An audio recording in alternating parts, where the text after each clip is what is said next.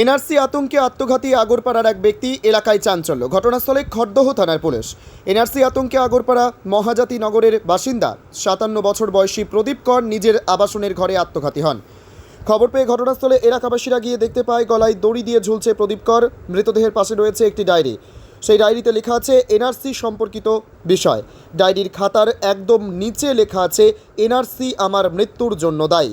খবর পেয়ে ঘটনাস্থলে খড়দহ থানার পুলিশ এসে মৃতদেহ উদ্ধার করে নিয়ে যায়। প্রদীপবাবু মৃত্যুর ঘটনায় এলাকায় চাঞ্চল্য ছড়িয়েছে। ঘটনার তদন্ত শুরু করেছে খড়দহ থানার পুলিশ। ফোন পাই যে এরকম গলায় দড়ি দিয়েছে প্রদীপদা। সঙ্গে সঙ্গে থানায় ফোন করি এবং বারণ করি দরজা ফরজা ভাঙতে।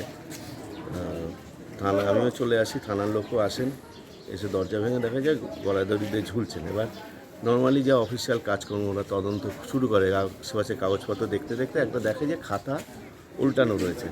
সেই খাতার কাগজগুলো দেখছে বিভিন্ন রকমভাবে এনআরসি সম্পর্কে লেখা থেকে একটা জায়গায় নিচের দিকে বড় করে লেখা এনআরসি আমার মৃত্যুর জন্য দায়ী।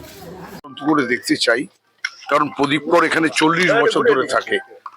পলাশী থেকে আসার পর এখানেই থাকে। এই যে নতুন 40 বছর